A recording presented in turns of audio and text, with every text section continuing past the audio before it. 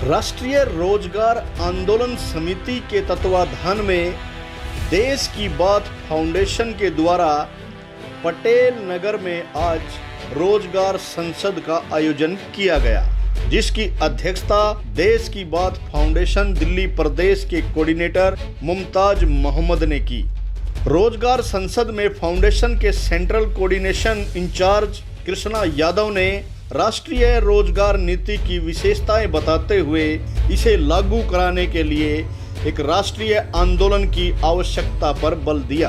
वहीं संसद में आए सैकड़ों प्रतिनिधियों का धन्यवाद करते हुए विनोद पिपलानी ने 16 अगस्त से शुरू हो रहे रोजगार आंदोलन में बढ़ चढ़कर हिस्सा लेने का आह्वान किया।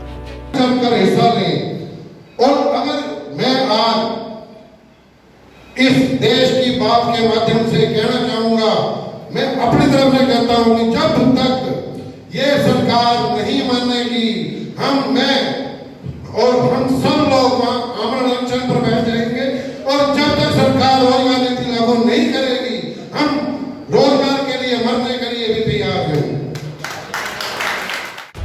रोजगार संसद में मुख्य रूप से रोहित लाकड़ा, परवीन काव्या, संजू परसेवा, श्रमिक विकास संगठन से गुरजीत कौर, विनोद गुप्ता व दीपाली ने अपने विचार रखे।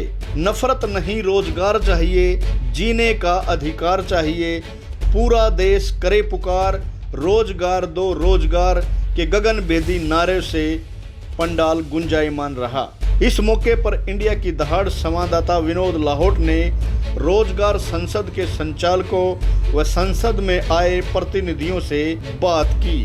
पेश है एक रिपोर्ट।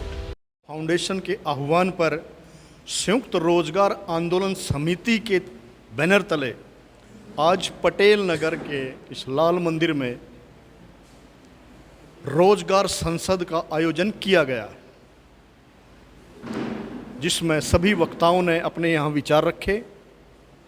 और इस रोजगार संसद का क्या उद्देश्य है, क्या ये लोग करना चाहते हैं, इनसे बात करते हैं। सर, आज का जो रोजगार संसद है, इसके उद्देश्य क्या है और क्या क्यों जरूरत पड़ी इसमें? बेसिकली रोजगार संसद हमारा जो है, ये राष्ट्रीय रोजगार नीति की मांग को लेकर हमारा ये कार्यक्रम हो रहा। और देश की बात फाउंडेशन के बैनर तले संयुक्त रोजगार आंदोलन समिति के तहत हम लोग राष्ट्रीय रोजगार नीति की डिमांड कर रहे हैं। देश की बात फाउंडेशन बेसिकली आर्थिक, राजनीतिक और सामाजिक पुनर्जागरण की बात करता है। देश में बढ़ रहे तमाम बेरोजगारी के दंश को झेल रहे युवाओं के हितों को ध्यान में रखते हुए इस नीति की इस राष्ट्रीय रोजगार नीति के मसौदे को तैयार किया गया है। तो हम चूँकि पूरे देश में रोजगार संसद हो रहे हैं, तो चूँकि दिल्ली से ये कार्यक्रम, हमारा आंदोलन दिल्ली के जंतर मंतर से ही शुरू होने जा रहा है, तो हम लोगों ने ये निर्णय लिया है कि दिल्ली के तमाम सभी 7 लोकसभाओं में हम अलग अलग समय पे रोजगार संसद करें और लोगों को जागरूक करें। इस अंधी बहरी गूंगी सरकार जो बिल्कुल हठ धर्मिता पे बिल्कुल अड़िग है अपने फैसलों पे, तो उन तक ये हमारी आवाज़ पहुँचे, उन तक हमारी ये राष्ट्रीय रोजगार नीति का मसौदा क्या है बेसिकली वो उन तक पहुँचे, वो समझें और इस राष्ट्रीय रोजगार नीति को लागू करें। बेसिकली इसी मुद्दे को लेकर, इसी मुहिम को लेकर हम लोग आगे बढ़ रहे हैं और लगातार प्रयासरत हैं। आज की इस रोजगार संसद में क्या निर्णय लिए गए हैं? क्या अभी हमारा निर्णय यही है कि जो जंतर मंतर पे 16 अगस्त को हमारा कार्यक्रम होने जा रहा है, वहाँ पर अधिक से अधिक संख्या में पूरे देश से लोग पहुँचे। और मैं ये जो हमारा नारा है, नफरत नहीं, रोजगार चाहिए, जीने का अधिकार चाहिए, तो सिर्फ एक मैसेज देना चाहूँगी, जो आज ताजमहल में जो कमरे ढूंढे जा रहे हैं, उनको ना ढूंढकर हमारे देश के जो घर हैं, उन घरों में जो कमरों में युवा बैठे हैं ना बेरोजगार, उनकी बेरोजगारी के मुद्दों पर बात हो, ना कि ये इतिहास को खोदा जाए।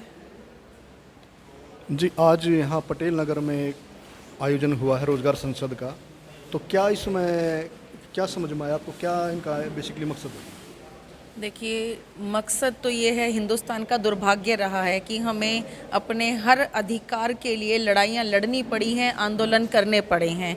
कभी मुगलों से आंदोलन, कभी अंग्रेज़ों से आंदोलन, कभी किसी चीज़ से आंदोलन। आज हम आंदोलन कर रहे हैं युवाओं के रोजगार के लिए।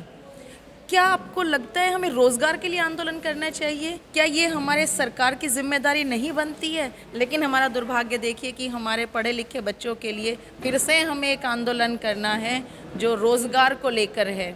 जो हम अपने बच्चों को पढ़ाते लिखाते हैं, इतना उन पे हम खर्चा करते हैं। हर कोई कैपेबल नहीं है बच्चों को पढ़ाने के लिए। लोग किस तरह से कर्जा लेके माँ बाप अपना पेट काट के बच्चों को पढ़ाते हैं, और उसके बाद स्थिति ये आती है कि पढ़ लिखने के बाद युवा बेरोज़गार बैठा है।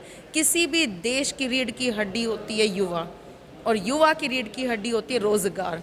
जब दोनों की ही रीढ़ की हड्डी नहीं होगी तो देश मजबूत कैसे बनेगा। तो इसी देश की बात का ये मुद्दा है, रोज़गार चाहिए। तो हम युवाओं के रोज़गार के लिए एक आंदोलन कर रहे हैं, और 16 अगस्त को जंतर मंतर पे, जैसे कि हमारे माननीय गोपाल राय जी ने ये संस्था शुरू की है, मैं चाहूँगी कि जितने ज़्यादा से ज़्यादा युवा वहाँ पर आएँ, और ये मुहिम उन्हीं के लिए है, उन्हीं युवाओं के लिए, उन्हीं के रोज़गार के लिए, वो ज़्यादा से ज़्यादा संख्या में वहाँ आएँ और हमारे साथ, माननीय पिपलानी जी ने कहा है कि आमरण अनशन करेंगे, हम सब उनके साथ हैं। और जब तक हमारे युवाओं के लिए हमें रोज़गार की पुष्टिकरण नहीं मिल जाती है, रोज़गार संसद नहीं बन जाता है, हम ये करेंगे।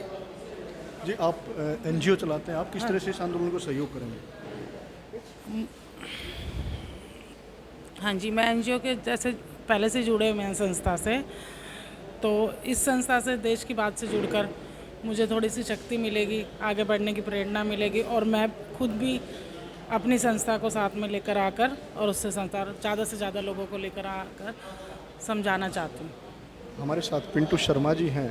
सर, आप एक ऐसे वार्ड का नेतृत्व करते हैं कि जिसके अंदर बेरोज़गारी बहुत ज़्यादा है, कंजस्टेड एरिया है काफ़ी, उसके अंदर काफ़ी रोज़गार है। तो आप इस तरह से कितने युवाओं को यहाँ से निकाल पाएंगे, किस तरह से सहयोग इस आंदोलन? 16 अगस्त को जैसे कि देश की बात का प्रोग्राम है और उस पर हम अनशन कर रहे हैं, तो मैं कम से कम नहीं तो 2000 आदमियों को मैं बलजीत नगर 97 वार्ड से मैं लेके जाऊँगा। तो क्या आप क्या सोचते हैं कि इस मुद्दे पर आंदोलन होना चाहिए? इस गूंगी बहरी सरकार को हमें जगाना है और यही काम हमें करना है, इसी के लिए ये अमन अनशन हो रहा है। तो ये गूंगी बहरी सरकार को हमें जगाना है। इस देश का इतिहास रहा है कि जब भी कोई कुठाराघात इस सरकार ने किया है या अपनी मांग मनवानी पड़ी है तो उन्हें एक आंदोलन करना पड़ा है। चाहे बात 2 अप्रैल की हो कि जब आरक्षण को लेकर पूरा दलित समाज पूरा सड़कों पे था, या उसके बाद किसान आंदोलन की बात करें, किसानों को अपनी मांग मनवाने के लिए सड़कों पे 1 साल तक संघर्ष करना पड़ा। और अब जो एक और आंदोलन जो 16 अगस्त से शुरू हो रहा है वो है रोजगार को लेकर। विनोद लाहौट, इंडिया की दहाड़, पटेल नगर, दिल्ली।